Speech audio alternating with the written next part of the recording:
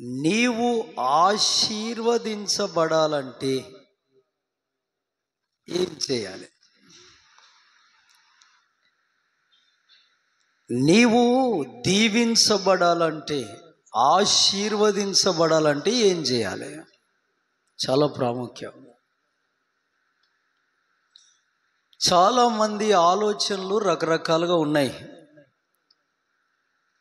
యేసు ప్రభుని నమ్ముకున్నంత మాత్రాన మేము ఆశీర్వదించబడతాం, దీవించబడతాం అనేటువంటి ఆలోచనలు ఉన్నాయి కొందరికి. కానీ కొన్ని పథ్యాలు బైబిల్లో ఉన్నాయండి. కొన్ని పథ్యాలు అవి పాటిస్తేనే ఆశీర్వాదము. ఆమేన్, హల్లెలూయా, హల్లెలూయా.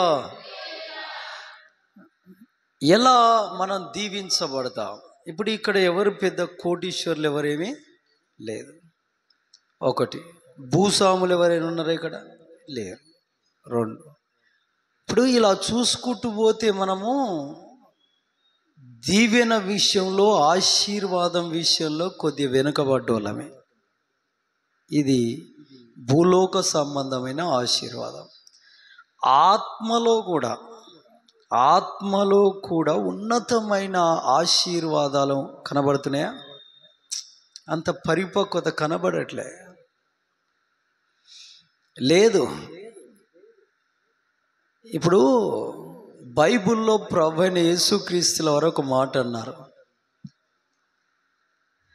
ఆవగింజంత విశ్వాసం ఉంటే ఆ కొండ వెళ్ళి సముద్రంలో పడమంటే పడుతుందంట. అంటే ఆవగింజంత విశ్వాసం కూడా లేనట్టేగా. మనము ఎక్కడున్నామో చూసుకోండి ఒకసారి. హల్లెలూయా. దేవుని విషయానికి వస్తే, దేవుని వాక్యానుసారంగా బ్రతుకుట విషయానికి వస్తే, దేవుని సన్నిధి అనుభవించుట విషయానికి వస్తే, దేవునితో స్నేహం విషయానికి వస్తే మనం ఎంత వెనుకబడి ఉన్నామో ఒకసారి ఆలోచించాలి, ఆలోచన చేయాలి. నేను కూడా అంతే. ఇప్పుడు ఈడ కూర్చొని చెప్పమంటే పెద్ద పెద్ద మాటలు చెప్తా, పెద్ద పెద్ద మాటలు చెప్తా, కానీ పాటిస్తూ చెబితే దానికి దీవెన. ఆమేన్, హల్లెలూయా, హల్లెలూయా. పాటిస్తూ చెబితే దానికి దీవెన. ఆమేన్. మనం దొంగతనం చేస్తూ దొంగతనం చేయొద్దన్నాం అనుకో, కరెక్టేనా? మనము క్రీస్తు ఎడల విశ్వాసం ఉంచకుండా మీరు విశ్వాసం గల వారిగా ఉండాలి అన్నాం అనుకో, లేదా ఓయ్ నువ్వు విశ్వాసిగా ఉండాలిరా అన్నాం అనుకో, ఇది కరెక్టేనా? కాదు. ఆమేన్, హల్లెలూయా, హల్లెలూయా. దేవుడికి దశం భాగం మనం ఇవ్వకుండా ఇంకొకటికి, దేవుడికి నమ్మకంగా దశం భాగం నువ్వు దీవించబడతావు అని చెప్పామనుకో, అది అంత సమంజసమేనా? కాదండి. ఇలాగా మనం చేసేటువంటి ఆ భక్తి అడపతడపగా ఉన్నది. కాబట్టి దయచేసి మీకు నేను చెప్పేది ఏంటంటే, నువ్వు సరిగా ప్రభు చేత, ప్రభు ద్వారా దీవించబడాలంటే, యేసుక్రీస్తు ప్రభుల వారి చేత దీవించబడాలంటే, ఆ సృష్టికర్త నీకు ఒక నీడగా, ఒక తండ్రిగా, ఒక గురువుగా, ఒక యాజకుడిగా ఉండాలంటే నువ్వు చేసిందే చెప్పుకోవడానికి ఇష్టపడాలి. ఆమేన్, హల్లెలూయా. ఎక్కడైనా చిన్న మిస్టేక్ ఉంటే ప్రభు సన్నిధిలో ఒక పూట ఉపవాసం ఒప్పుకొని దాన్ని పూడ్చుకోవాలి. ఆమేన్, హల్లెలూయా. ఏదేమైనా దేవునికి సన్నిహితంగా ఉండడం నువ్వు నేర్చుకుంటే నువ్వు దీవించబడతావు. ఆమేన్, హల్లెలూయా. మనుషులను గనక సంతోష పెట్టేవాడు ఎవడైనా ఉంటే వాడు ఎన్నటికైనా దేవుణ్ణి సంతోషపెట్టాడు. హల్లెలూయా, హల్లెలూయా. ఈ రోజుల్లో దేవుణ్ణి నమ్మిన వాళ్ళు మనుషులను సంతోషపెట్టడానికే బహు ప్రయత్నాలు చేస్తారు. ఒకసారి ఒక మాట చదవండి, యాకోబు పత్రిక 4వ అధ్యాయము 14వ వచనం. యాకోబు పత్రిక 4వ అధ్యాయము 14వ వచనం. రేపు ఏమి సంభవించునో నీకు తెలియదు, నీ జీవమే పాటిది.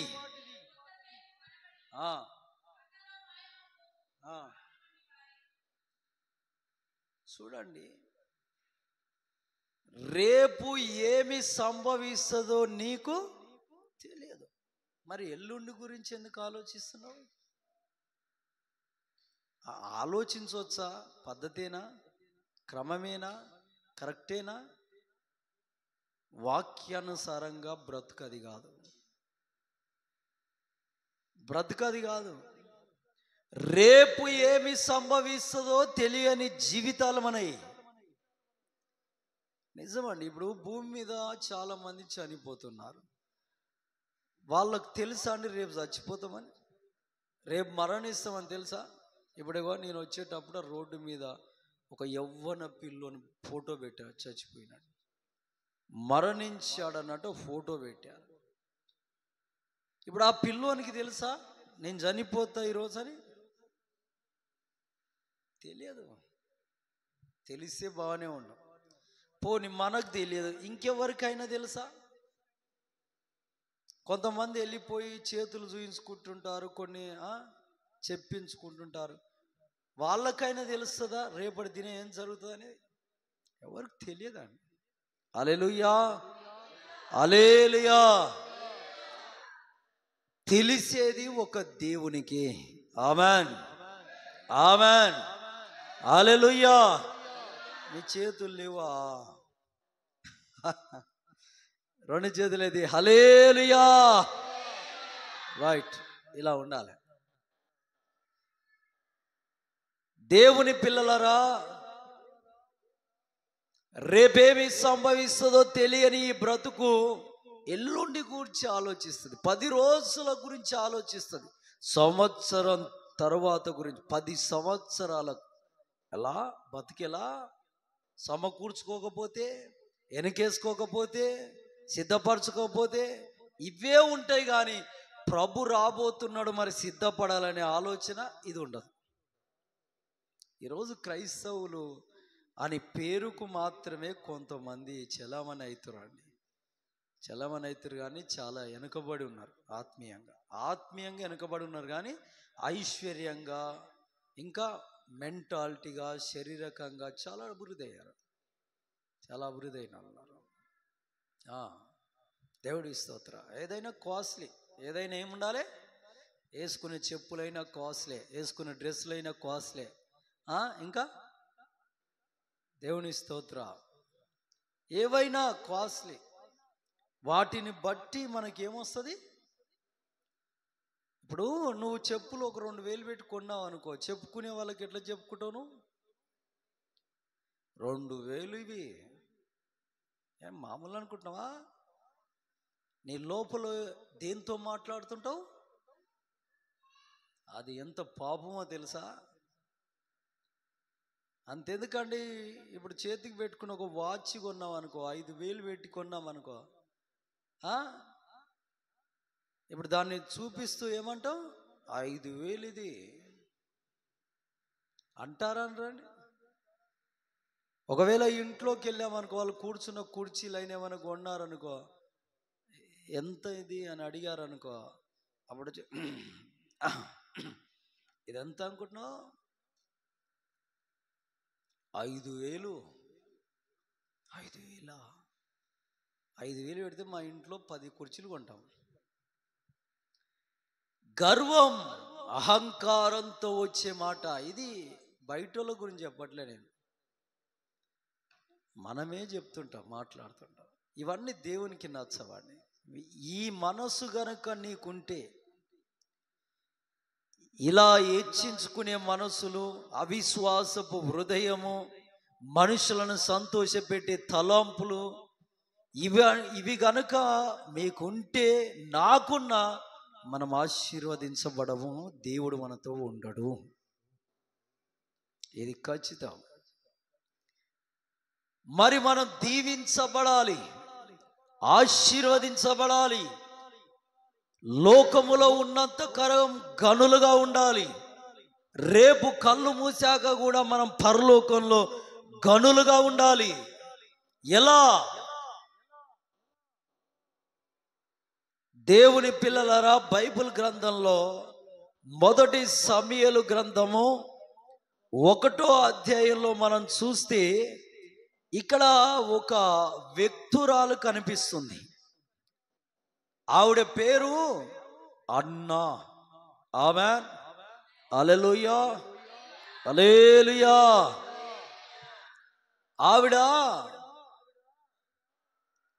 ఆవిడకు చక్కని భర్త ఉన్నాడండి.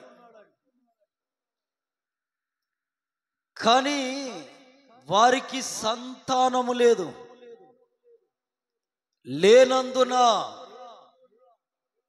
దేవుణ్ణి కించపరిచినట్టు చేయలే.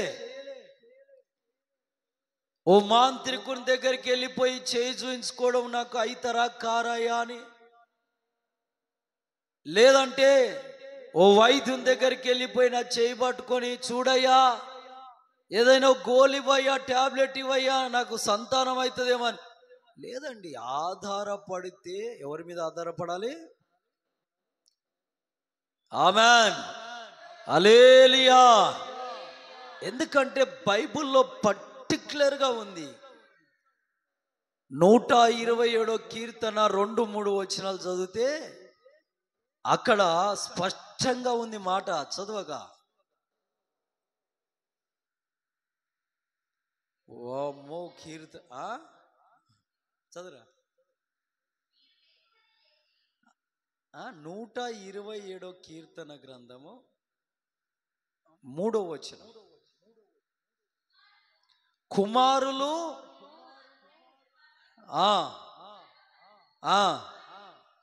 ఆమేన్. ఇప్పుడు ఈ మాట బైబిల్లో నుండి తీసేద్దామా? తీసేయడానికి మనం ఎవరు? దేవుడు ముద్రించి పెట్టాడుగా. ఇప్పుడు ఆ మాటకు జీవం లేదా? శక్తి లేదా? బైబిల్లో 100 సంవత్సరాల వయసున్న అబ్రామయ్య గారు, ఆయన భార్య బిడ్డను కనలేదా? ఉన్నాయా లేవా సాక్ష్యాలు? ఆమేన్. ఖాళీగా రాసి పెట్టి ఏ కార్యం జరగకుండా దేవుడు ఉంచితే దేవుడి నామానికి కూడా అవమానమే. ఆ మాట రాశాడా, దానికి తగ్గ సాక్ష్యం బైబిల్లో ఉంటది. ఆమేన్, హల్లెలూయా. ఎవరయ్యా ఉన్నోళ్ళంటే, లేదా శారమ్మ, లేదా రిబ్కమ్మ, లేదా రాహేలమ్మ. ఆమేన్. వీళ్ళంతా వయసు మళ్ళినోళ్ళే కదా. ఇంకొక ఆమె కనబడుతుంది, ఆవిడనే అన్నా. ఆమేన్, హల్లెలూయా. ఎలీషాబెత్ అమ్మ కూడా ఎంత వయసు ఉన్నోళ్ళండి, ఎంత వయసు ఉన్నోళ్ళు. ఈ అన్న దేవుడి మందిరానికి వెళ్ళి దేవుని సన్నిధిలో ఇంత భోజనం చేసి ఆహారము తీసుకొని మందిరములో ప్రార్థన చేయుట ప్రారంభించింది. ఎప్పటిదాకా ప్రారంభించింది? దేవుని దగ్గర నుండి తనకు వాక్కు వచ్చేదాకా. ఆమేన్. ఆ ఓపికలు ఈ రోజున్న క్రైస్తవులకు లేవండి, లేవు. ఆ ఓర్పు, ఆ ఓపిక, ఆ దీర్ఘ శాంతం ఉందా? లేదు.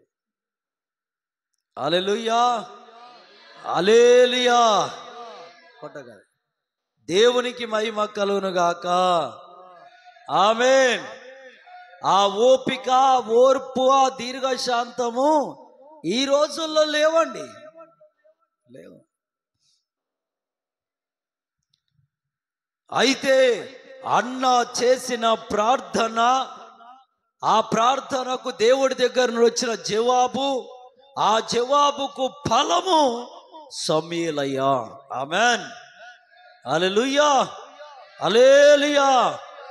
మనం మొదటి సమూయేలు గ్రంథము 1వ అధ్యాయం 10-11 వచనాలు చదివితే అక్కడ ఉన్నది, ఆమె దేవుణ్ణి అడిగిందంట. దేవుణ్ణి అడిగింది. మనం ఎవరినైనా అడుగుతాం, కానీ అడగవలసిన ఆయన్ని అడగం. ఆమెన్, హల్లెలూయా, హల్లెలూయా. నేను ఒక మాట చెప్తున్నా మీకు, దేవుణ్ణి నమ్మి దేవుని నామమున బాప్తీసం పొంది ప్రజలకు బయట దేవుడే నాకు దిక్కు అని చెప్పుకుంటూ ఇక లోపల బహిరంగంగా కాకుండా రహస్యంగా ఎన్ని ప్రయత్నాలు చేసినా అది నిష్ప్రయోజనము. ఎందుకంటే దేవుణ్ణి నమ్మిన బిడ్డ ఎడల ఎవరు కార్యం చేయాలి? దేవుడే చెయ్యాలి. ఆమెన్. అది దేవుని ప్రణాళిక, అది దేవుని చిత్తం, దేవుని మనస్సు అది. ఆమెన్, హల్లెలూయా, హల్లెలూయా. ఇది ఖచ్చితం. అంటే ఒక సంతాన విషయంలోనే అంటలే, నేను మీకు ముందు చెప్పుకుంటూ వస్తే అర్థమవుతుంది, మీరు వింటుంటే అర్థమవుతుంది. ఈ మొదటి సమూయేలు గ్రంథము 1వ అధ్యాయము 19-20 వచనాలు చూస్తే, ఆమె ఎప్పుడైతే దేవుణ్ణి అడిగిందో అక్కడ ఈ వచనాల్లో చూస్తే దేవుడు ఆమెను జ్ఞాపకము చేసుకొనెను. ఆమెన్. ఉందా లేదండి అన్నమాట? దేవుడు ఆమెను జ్ఞాపకము చేసుకొనెను. ఆమె ఏమడిగింది?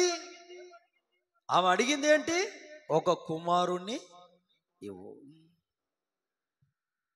ఒక బిడ్డనివయ్యా.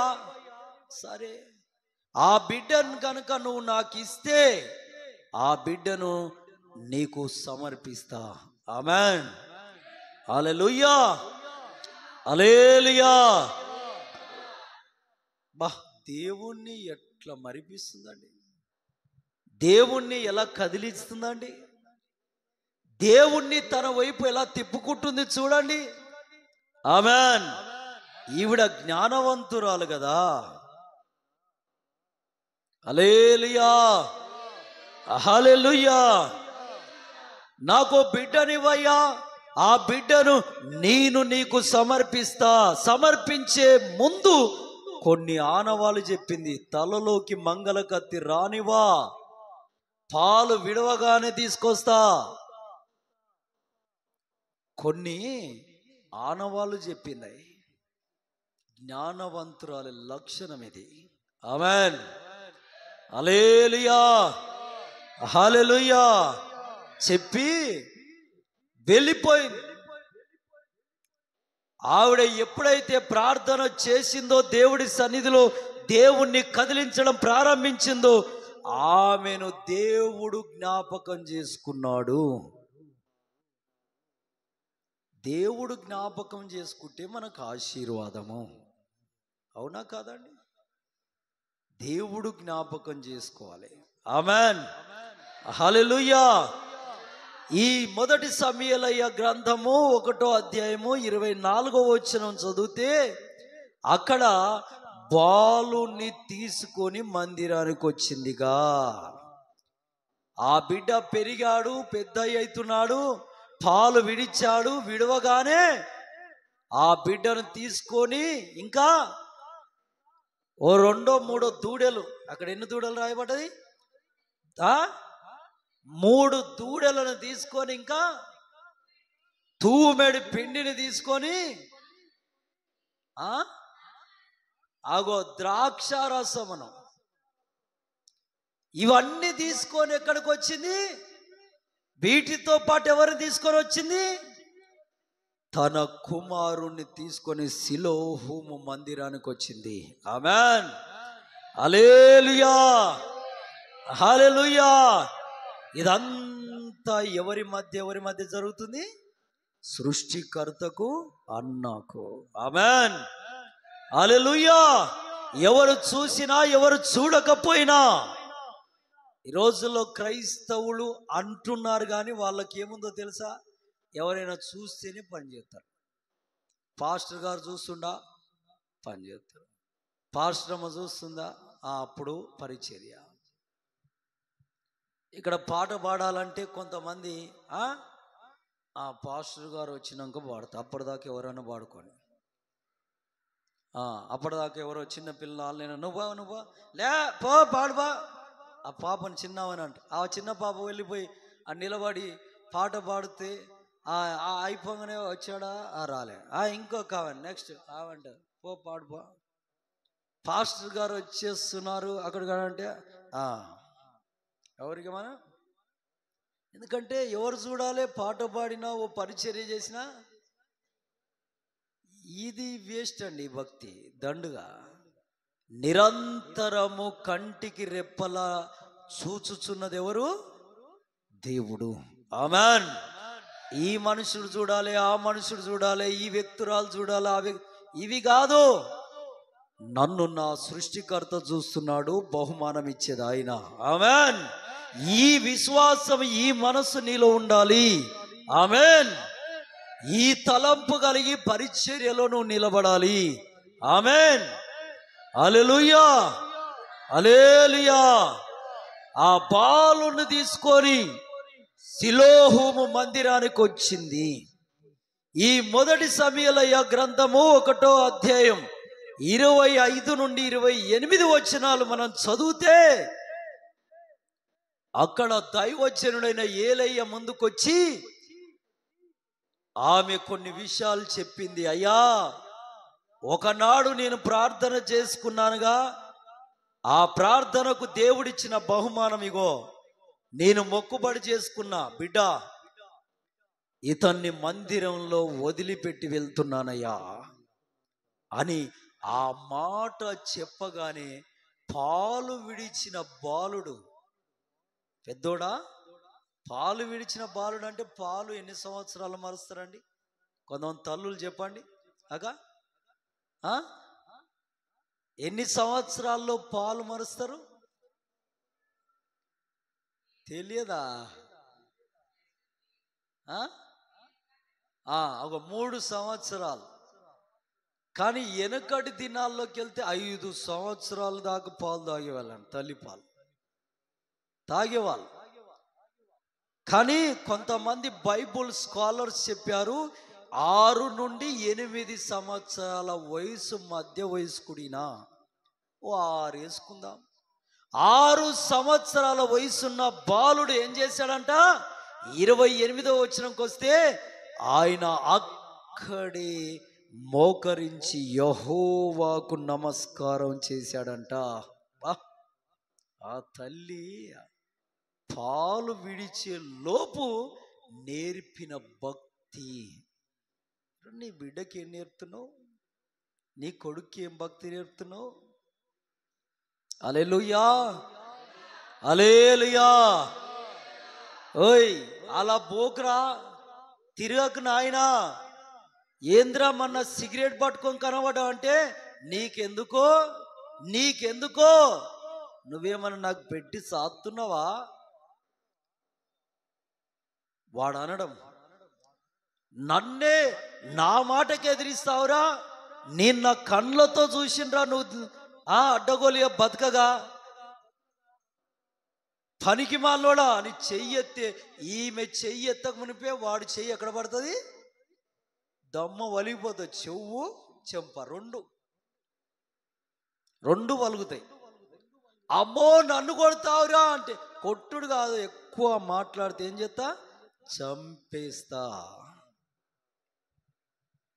ఏం నేర్పుతున్నారండి భక్తి? పిల్లలకు భక్తి ఏది? కానీ సమూయేలయ్య 6 సంవత్సరాల వయసులోనే యెహోవాకు ఏలి అనే దైవజనుని ఎదుట మోకరించి నమస్కారం చేశాడంట. వా, ఎంత రోషం రావాలండి ఈ మాటలు వింటుంటే, ఎంత మంట మండాలండి మనలో ఈ మాటలు వింటుంటే. హల్లెలూయా, మంచి కొడుచా, హల్లెలూయా, దేవునికి మహిమ కలుగును గాక. ఆమేన్, ఆమేన్, హల్లెలూయా. స్కూల్కి వెళ్ళే పిల్లలండి, స్కూల్కి వెళ్ళే పిల్లలు మన వస్తుంటే వాడు నోట్లో పాన్ పరాక్ వేసుకొని ఇట్లా పెట్టి ఫూ అని వస్తున్నాడు ఆ రోడ్డు మీద.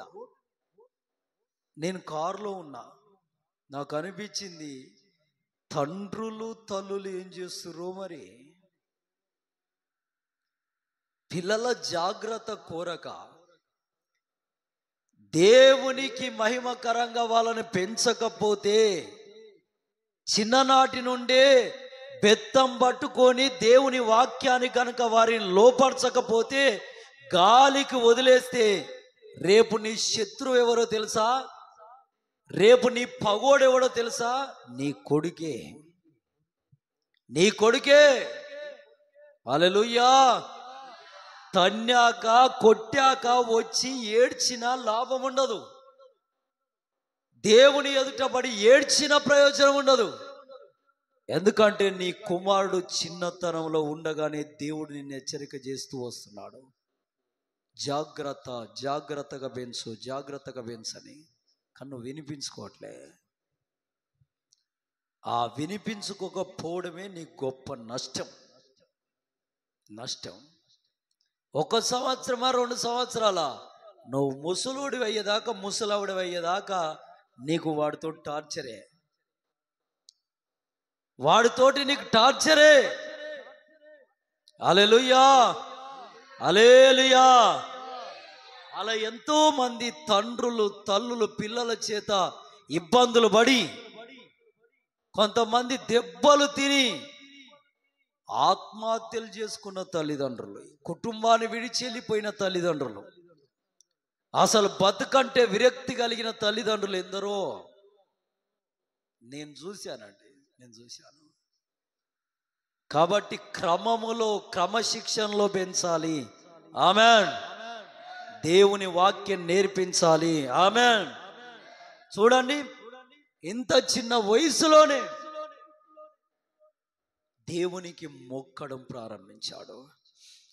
1 సమూయేలు గ్రంథము 2వ అధ్యాయం 10వ వచనం 18వ వచనం చదివితే ఇక్కడ రాయబడ్డది, బాలుడైన సమూయేలు యెహోవా దేవునికి పరిచర్య చేయుచుండెను. ఆమేన్. ఏలి అనే దైవజనుని ఎదుట ఆ బాలుడైన సమూయేలు ఎవరికి పరిచర్య చేస్తున్నాడు? ఎవరికి? దేవుడైన యెహోవా, యెహోవా దేవుడికి. చిన్నోడే, జ్ఞానము లేనోడే, సరిగా పరిగెత్తితే మనకంటే తక్కువ పరిగెత్తేటోడే, తింటే మనకంటే తక్కువ తినేటోడే, ఓ దెబ్బ కొడితే తిరిగి మళ్ళా కొట్టనోడే, అంత శక్తి లేనోడే. కానీ ఎవరికి పరిచారకుడు? ఏపోదు ధరించుకొని ఏలి అనే దైవజనుని ఎదుట యెహోవాకు పరిచర్య చేయుచుండెనంటే అది ₹1,00,00,000 మాట. ఆమేన్, హల్లెలూయా. నీ పిల్లలు మీసాలు వస్తున్నాయండి ఒక్కొక్కడికి. వాడి వయసు 16, 17 కాలే. బండ్లు కావాలి. అవి కూడా ఎలాంటి బండ్లు? 50,000, 60,000 బండ్లు కాదు, స్కూటీలు, టీవీఎస్లు కావు, పెద్ద పెద్ద బండ్లు. అవి ఇలా ఇలా తిప్పితే కూడా పడిపో. అలాంటి బండ్లు కావాలి, లక్షల రూపాయలు. వాళ్ళ ఫోన్లు, హల్లెలూయా, హల్లెలూయా. వాళ్ళ ఫోన్లు అండి, ఫోన్లు చిన్న ఫోన్లా, ఒక్కొక్కడికి 20,000, 30,000 ఫోన్లు. మరి వాడు జాబ్ చేస్తాడా? ఐటీ కంపెనీలో చేస్తాడా? బలాదురు డిప్ప కటింగ్ కొట్టుకొని తిరిగేటోడే. హల్లెలూయా, హల్లెలూయా. నిజం ఇది. కాబట్టి పిల్లలను ఈ విధంగా మార్చొద్దు. ఇక్కడ బాలుడే కానీ ఎవరికి పరిచర్య చేస్తున్నాడు? యెహోవా దేవునికి. ఎవరి ఎదుట? దైవ జనుల ఎదుట. ఆమేన్, హల్లెలూయా. ఈ విశ్వాసుల ఎదుట చేయడం కాదు, ఇది గొప్పతనం కాదు. వాక్యము ఇప్పుడు ఈ విశ్వాసుల ఎదుట చెప్పామనుకో, ఇది కాదు గ్రేటు. ఎక్కడ గ్రేటు? దైవ జనులు వచ్చి అక్కడ కూర్చుంటారే, వాళ్ళ ఎదుట నీ ప్రవర్తన కనబడాలి. ఆమేన్, హల్లెలూయా. వారి ఎదుట నీ పరిచర్య క్రమం కనబడాలి. అది గ్రేట్. వాళ్ళు వేయాల మార్కులు. హల్లెలూయా, హల్లెలూయా. దేవునికి మహిమ కలుగునుగాక. ఆమేన్, ఆమేన్. మొదటి సమూయేలు గ్రంథం 3వ అధ్యాయం 1 నుండి 10 వచనాలు చదివితే ఇక్కడ రాయబడ్డది, యెహోవా దేవుడు సమూయేలు దగ్గరకు వచ్చి పిలవడం ప్రారంభించాడు. ఆమేన్. కొంతమంది పడుకుంటారండి, నిద్రపోతులు. అసలు వాళ్ళు ఎలా దీవించబడతారో నాకు అర్థం కాదు. కానీ వాళ్ళు పడుకుంటే వారు వేసుకున్న వస్త్రం మీద కూడా సోంచ ఉండదు. కట్టుకున్న బట్ట మీద ఉండాలి కాండి కొంత గొప్ప మెలకు. ఉండాలన్నా ఉండొద్దా అండి? ఆడపిల్లైనా మగపిల్లైనా ఉండాలన్నా ఉండొద్దా? దేవునికి మహిమ. హల్లెలూయా, హల్లెలూయా. వారు వేసుకున్న వస్త్రాల మీద కొంతైనా ధ్యాస ఉండాలి కాండి. వాళ్ళు నిద్రపోతే తన శరీరాన్ని మరచి వస్త్రాన్ని మర్చి నిద్రపోతే ఎంత డేంజరో తెలుసా? కానీ రాత్రులు, ఒక రాత్రి,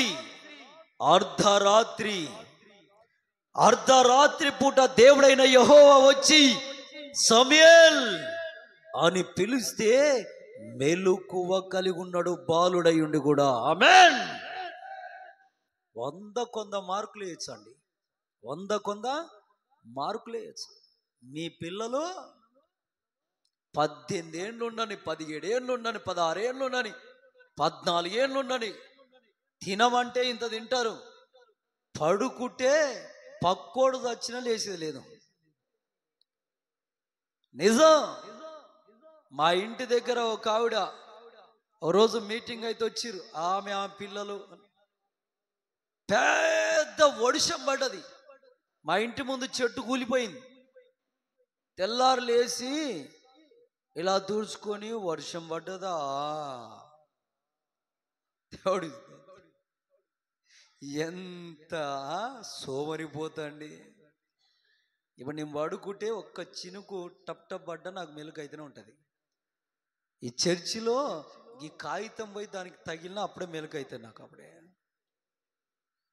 హల్లెలూయా, హల్లెలూయా.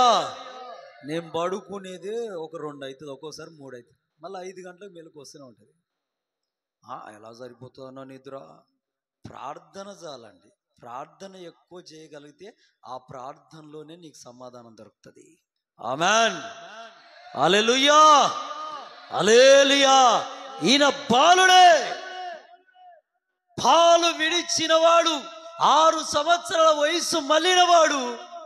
అర్ధరాత్రి పూట దేవుడు వచ్చి సమూయేల్ అంటే, నాయనా నేను మెలకువతోనే ఉన్నా. వా, ఏం యాక్టివ్నెస్ అండి. ఇలాంటి వాళ్ళు ఉంటే భారతదేశం ఎప్పటికో బాగుపడేది. ఆమేన్, హల్లెలూయా. చర్చిలో వాక్యం వింటూ కూడా నిద్రపోయే వాళ్ళు ఉంటారు. చర్చిలో వాక్యం వింటూ కూడా చాలా డేంజర్. ఎంత నిర్లక్ష్యం తెలుసా? మనం ఎవరిని నిర్లక్ష్యం చేసినా దేవుణ్ణి నిర్లక్ష్యము చేయదు, దేవుని వాక్యాన్ని నిర్లక్ష్యము చేయదు. ఆమేన్. అది ఎక్కడి తీసుకెళ్తా తెలుసా? ఆ నిర్లక్ష్యం నిత్య నరకాగ్నికి. రెండోది, భూమి మీద ఉన్నన్ని రోజులు భయంకరమైన శ్రమలకు, అవమానాలకు తీసుకెళ్తుంది. తెలుసా? నువ్వెంత మెలుకోగలిగి ప్రార్థన చేస్తే అంత దగ్గరగా దేవుని దగ్గరికి వెళ్తావు. ఆమేన్. దేవుని దగ్గరికి వెళ్తావు. ఎంత ఘనత తెలుసా? దేవుడు ఉన్నోడు గొప్పోడు అండి. ఎప్పుడు సంతోషంగా ఉంటాడు, సమాధానంగా ఉంటాడు, నెమ్మది కలిగి ఉంటాడు, దేవుడి మీదనే ఆశ కలిగి ఉంటాడు. ఆమేన్. హల్లెలూయా. మెలుకువతో ఉన్నాడు. ఇంత కృప. ఆ అన్నమ్మ కూడా పొయ్యింది, ఈడ వదిలిపెట్టి పోయిందంటే మళ్ళా పిల్లోని చూడనీకి వస్తుందా? మధ్యలో మళ్ళా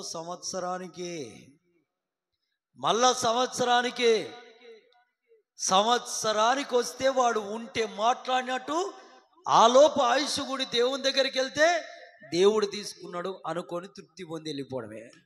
హల్లెలూయా. ఎంత తెగింపు, ఎంత తెగింపు. పొద్దున ఈడ భోజనాలు చేయనీక నేను చూశాను. చూస్తే ఆ అక్క ఒక్కవిడనే కనబడ్డది నాకు. మరి మిగతా వాళ్ళు ఏమైందంటే ఒక గంట ముందు వచ్చి భోజన పరిచయలో పాలు పంచుకుంటే తప్పేముంది?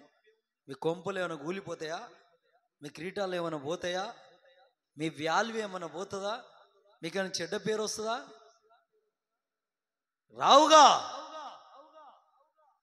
ఒక గంట ముందు వచ్చేసి దేవుని భోజన పరిచర్యలో మీరు ఇన్వాల్వ్ అయితే అది దీవెన్నా కాదా? ఇప్పుడు ప్రార్థన అయిపోయేసరికి ఆకలి అవుతుంటుంది. ఆకలి అయినోడికి ముద్ద అన్నం పెడితే ఎంత పుణ్యం అండి. ఆమేన్. హల్లెలూయా. హల్లెలూయా. దేవునికి మహిమ కలుగును గాక. దేవుణ్ణి ప్రేమించే వాణ్ణి దేవుడు ప్రేమిస్తాడు. దేవుణ్ణి గౌరవించే వాణ్ణి దేవుడు గౌరవిస్తాడు. ఆమేన్. హల్లెలూయా. ఆదివారం వచ్చిందంటే నేను భోజనం చెయ్యాలి, 10 మందికి భోజనం పెట్టాలి, ఎంత హ్యాపీగా ఉండాలి తెలుసా? మన మధ్యలోకి వచ్చే సంపత్ ఉండగా, సంపత్ నాకు ఒకటి స్టేటస్ పెడతాడు ఎప్పుడు. ఆదివారం ముందు శనివారం పెడతాడు. ఏం తెలుసా? రేపు ఆదివారం నేను చర్చికి వెళ్ళాలి. ఆ సంపత్ ఆ స్టేటస్ నేను చూస్తాను. రేపు ఆదివారం నేను చర్చికి వెళ్ళాలి అని కింద ఒక పాట, సంతోషకరమైన ఒక పాట పెడతాడు. చర్చికి వెళ్ళాలని ఆనందం, హ్యాపీనెస్. అది నేను కొంతమందికి షేర్ చేస్తాను. ఆమేన్. ఆదివారం అంటే అల్లటప్ప కాదు, ఇది ప్రభు దినము. ఆమేన్.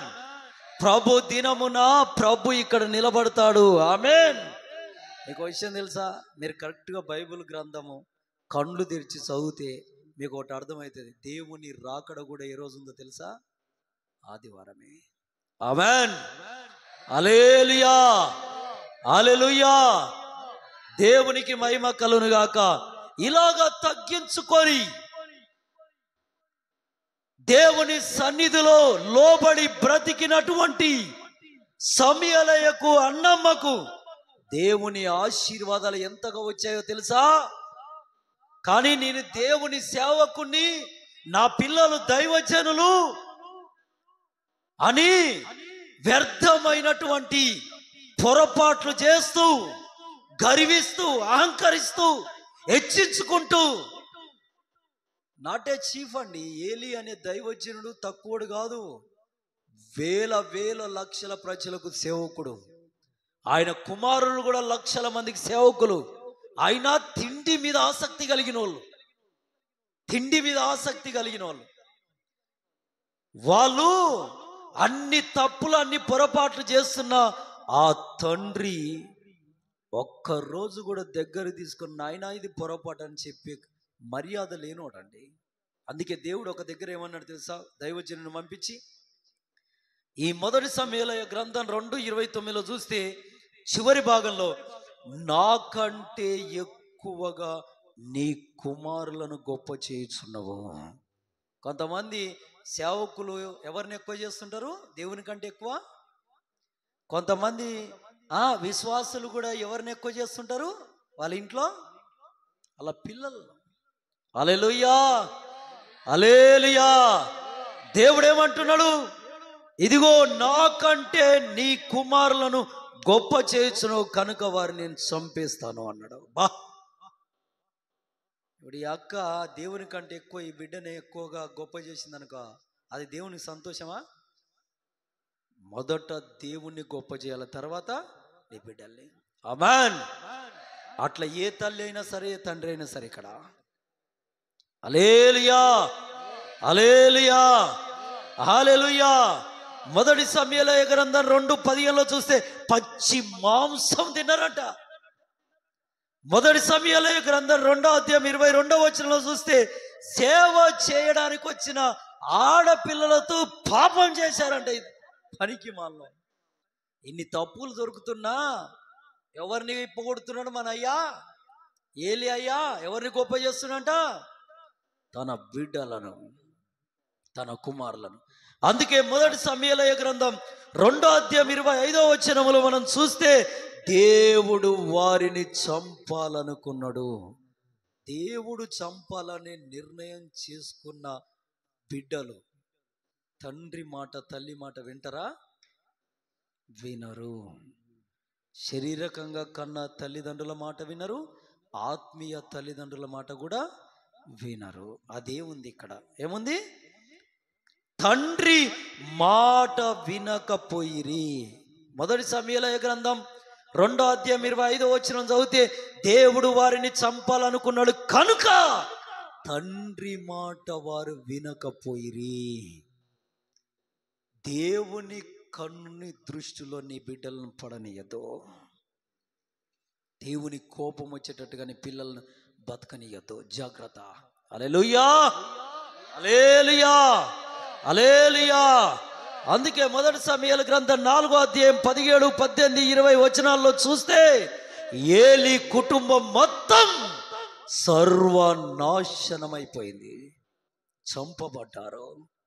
ఏలి చనిపోయాడు, కోడలు చనిపోయింది, 2 కొడుకులు చంపబడ్డారు, కుటుంబం అంతా శ్మశానం అయిపోయింది. ఎక్కడిది దీవెన? వాళ్ళ స్థాయి ఏం స్థాయి? వారి లెవెల్ ఏం లెవెల్? వారికి ఉన్న దీవెనేం దీవెన?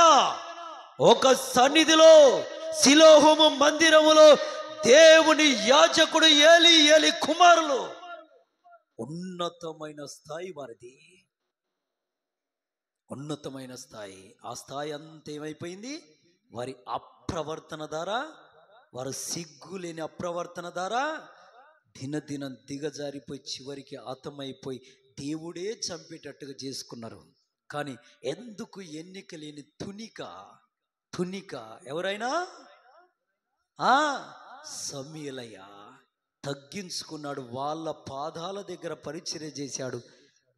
వీరి స్థానంలోకి ఎవరు వచ్చారు? ఆ మందిరాన్ని నడిపించడానికి ప్రవక్తగా ఎంచుకున్నది ఎవరిని? ఇజ్రాయేలు ప్రజలకు, యూదా ప్రజలకు, ఇజ్రాయేల్ దేశానికే ప్రవక్తగా ఎంచింది ఎవరిని? సమూయేలయ్యను. వారి స్థానాలేమో పోయినాయి. ఎందుకు? ఎన్నిక లేని తునిక ఎక్కడున్నాడు? ఉన్నతమైన స్థానంలో నిలబడ్డాడు. అక్కడ నిలబెట్టింది దేవుడే. ఆమేన్, హల్లెలూయా, హల్లెలూయా. మొదటి సమూయేలు గ్రంథం 10:1 చూస్తే సమూయేలయ్యకు రాజులను అభిషేకించే ఆత్మనిచ్చాడు, అభిషేకాన్ని ఇచ్చాడు. మొదటి సమూయేలు గ్రంథం 7:3-4 చదివితే ఇజ్రాయేలులను గద్దించే ప్రవక్తగా ఉన్నాడు. మొదటి సమూయేలు గ్రంథం 7:10 చదివితే ఇజ్రాయేలు ప్రజల కొరకు బలులను అర్పించే యాజకుడిగా అభిషేకించాడు.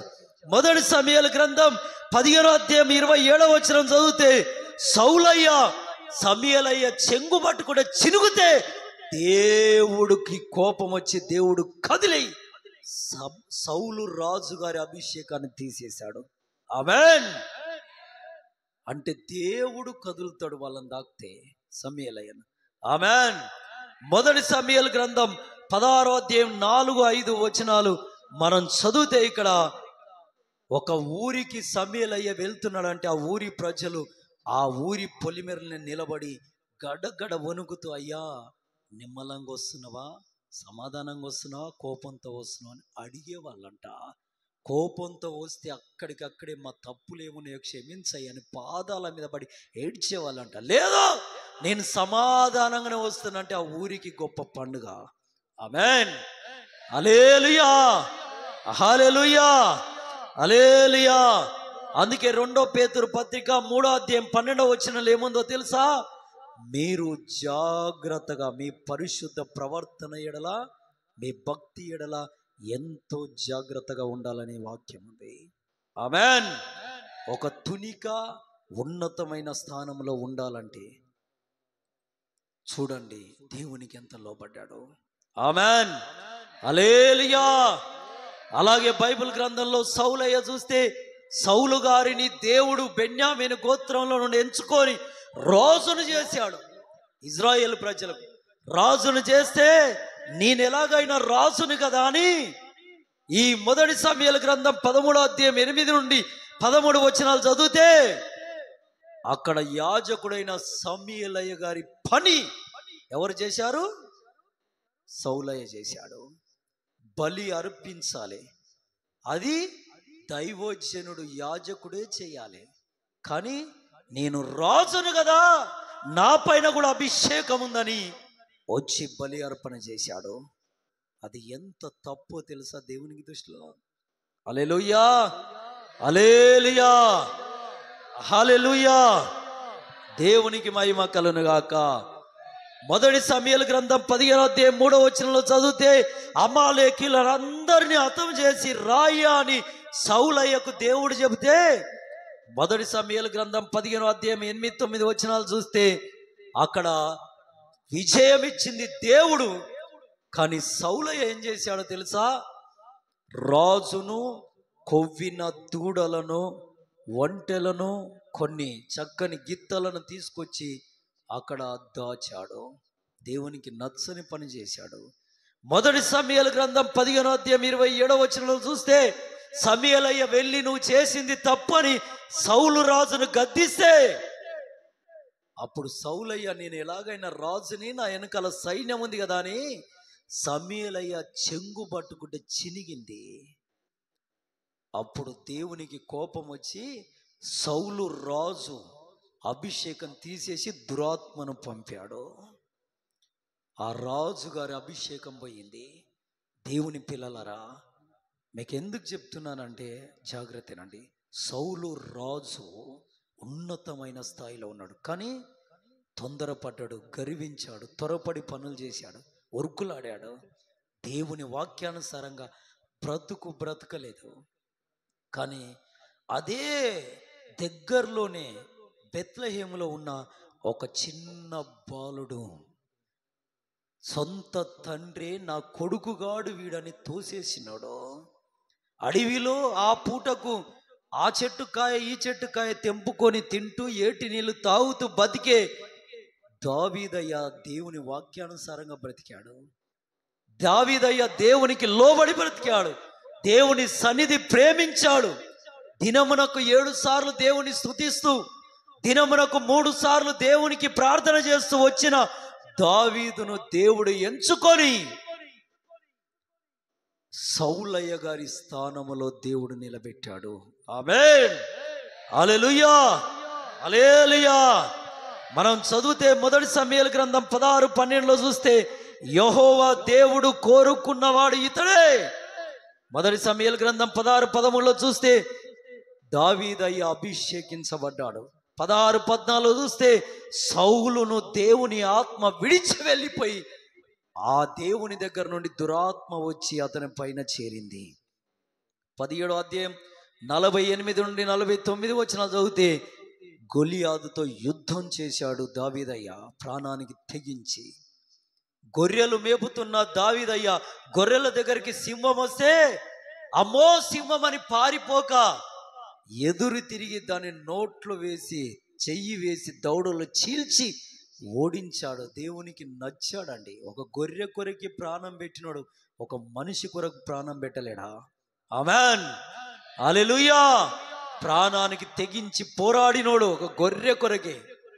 ఇక నేను చెప్పేది జాగ్రత్తగా ఆలకిస్తే, ఇలా ఉన్నతమైన స్థానంలో ఉన్న సౌలయ్య ఎందుకు ఎన్నిక లేకుండా చివరికి హతమైపోయాడు కుటుంబంతో సహా. కానీ ఎందుకు ఎన్నిక లేని దావీదయ్య ఆ సౌలు స్థానంలోకి, ఆ రాజ్య సింహాసనం మీదకి వెళ్ళాడు. ఆమేన్. కారణం, సౌలు రాజు హెచ్చించుకున్నాడు, గర్వించాడు, తొందరపడ్డాడు. సేవకుల ఎదుట మర్యాద లేదు, సంఘంలో మర్యాద లేదు, ప్రార్థన లేదు, పరిశుద్ధత లేదు, నీతి లేదు, క్రమము లేదు. కానీ దావీదయ్యక అన్నున్నాయి గనక ఆయనను ఇలా తీశాడు, ఈయనను ఆ సింహాసనం మీద కూర్చుండబెట్టాడు. తునిక, ఎన్నిక లేనోడు, ఏలిముద్రోడు, ఆధార్ కార్డు లేనోడు, రేషన్ కార్డు లేనోడు దేశానికి రాజు అయ్యాడు. ఆమేన్. హల్లెలూయా. 2 సమూయేలు గ్రంథం 2:4 చూస్తే, యూదుల రాజుగా దావీదు అభిషేకించబడెను. ఆమేన్. హల్లెలూయా. హల్లెలూయా. నేను అనేది ఏంటంటే, నువ్వు దేవునికి ఎంత మర్యాద చూపిస్తే, దేవుని కొరకు ఎంత లోబడితే, దేవునిలో ఎంత పరిశుద్ధంగా ఉంటే నీకంత మేలు, నీకంత మేలు. లేదు నేను గొప్పని కదా, గొప్పవని కదా, నా దగ్గర చాలా డబ్బు ఉంది కదా, నాకు విలువ ఉంది కదా, నేను గౌరవించబడుతున్నా కదా, ఘనపరచబడుతున్నా కదా అని అమర్యాదగా బ్రతికావా, నువ్వు జీరో అవుతావు కొన్ని రోజులనే. జీరో. నీ ఎదుట అడుక్క తిన్నోడే, నీ ఇంటికి వచ్చి ఆ పూటకు నీళ్లు తాగినోడే, నీ ఇంటికి వచ్చి అమ్మా ఒక బట్టు ఉంటే అమ్మ అంటే ఓ పాత బట్ట ఇస్తే కట్టుకున్నామని నీ మీద అధికారిగా దేవుడు నిలబెడతాడు. జాగ్రత్త. ఆమేన్. హల్లెలూయా. హల్లెలూయా. కాబట్టి దేవుని పిల్లలారా, ఈ తునికలను ఆ స్థాయిలో దేవుడు నిలబెట్టాడు. నువ్వు మంచిగా మర్యాదగా దేవుని భక్తి చేస్తే నిన్ను దేవుడు నిలబెడతాడు. భయపడదు, భయపడదు, భక్తి చేయి చాలు.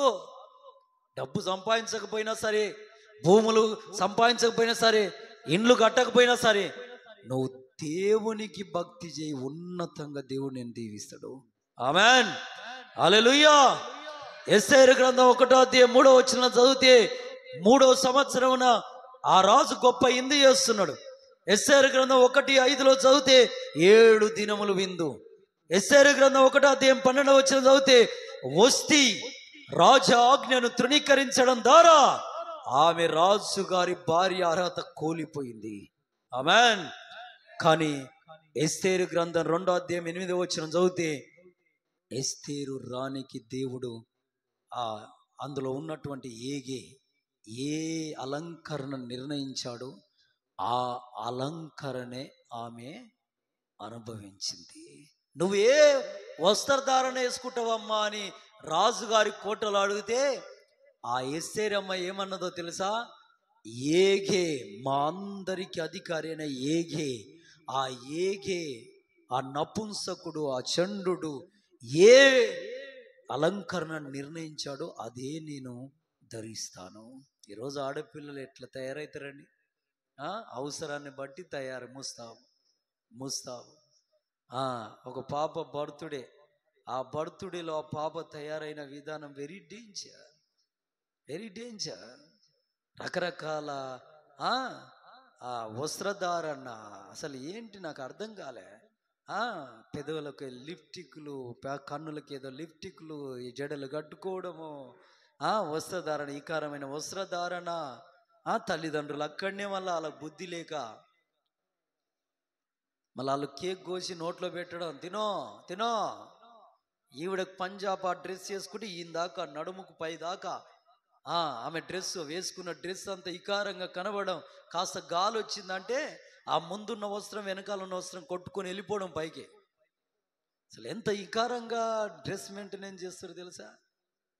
అది తగదండి. ఆమేన్. హల్లెలూయా. హల్లెలూయా. అంటే మీరు అట్లా చేస్తురని నేను అనట్లేదు, మనోళ్ళు పరాలే. కానీ నేను చూశాను, కొంతమంది ఫోన్లలో పెడుతుంటారు, చూసాం. హల్లెలూయా. హల్లెలూయా. హల్లెలూయా. కాబట్టి ఎస్తేరమ్మ అలాంటి జీవితానికి అలవాటు పడ్డది కాదు. అలాంటి జీవితానికి అలవాటు పడ్డది కాదు. పరిశుద్ధంగా నీతిగా బతికింది. ఏం మాట్లాడాలి, ఏం చూడాలి, ఎలా జీవించాలి, ఎలా నడవాలి, ఏం తినాలి, ఏం తినొద్దు, సమస్తం మొర్దుకై నేర్పాడు. ఆమేన్. తల్లిని పోగొట్టుకుంది చిన్న వయసులోని, తండ్రిని పోగొట్టుకుంది, అయినా దేశానికి రాణి కావాలనే తపన. ఆమేన్. హల్లెలూయా, హల్లెలూయా. ఓ కలెక్టర్ కాదు, ఇంజనీరింగ్ కాదు, ఏం కావాలి? దేశానికి మహారాణిని కావాలి. హల్లెలూయా, హల్లెలూయా. ఎస్తేరు గ్రంథం 2:15 చూస్తే, ఏగే నిర్ణయించిన అలంకరణ తప్ప ఇంకా వేరే అలంకరణ వేసుకోలే. నువ్వు కూడా అంతే. దేవుడు నిర్ణయించిన అలంకరణ తప్ప వేరే అలంకరణకు వద్దు. నువ్వైనా నేనైనా. ఆమేన్.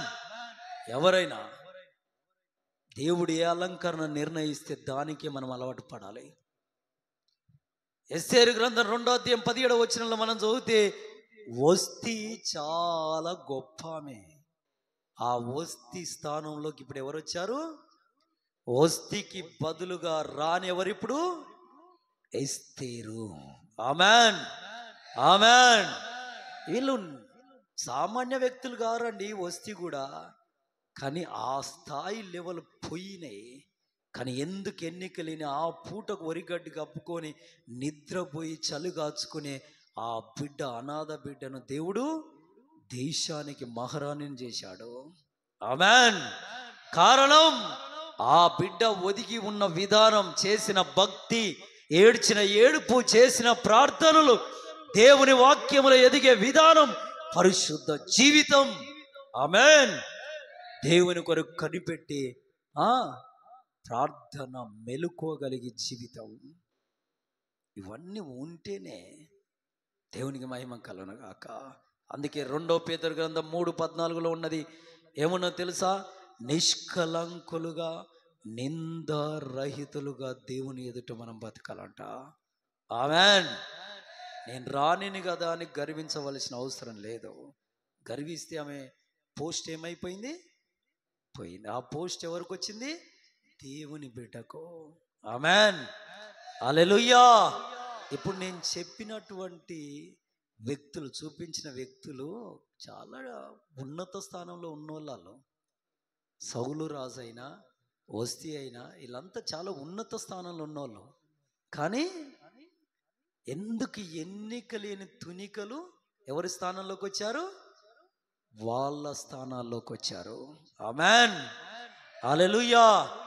అందుకే నేను చెప్పేది ఒకటే, నువ్వు దీవించబడాలంటే, నువ్వు ఆశీర్వదించబడాలంటే, వీళ్ళు భక్తి చేసినట్టు, సమూయేలయ్య భక్తి చేసినట్టు చెయ్యి.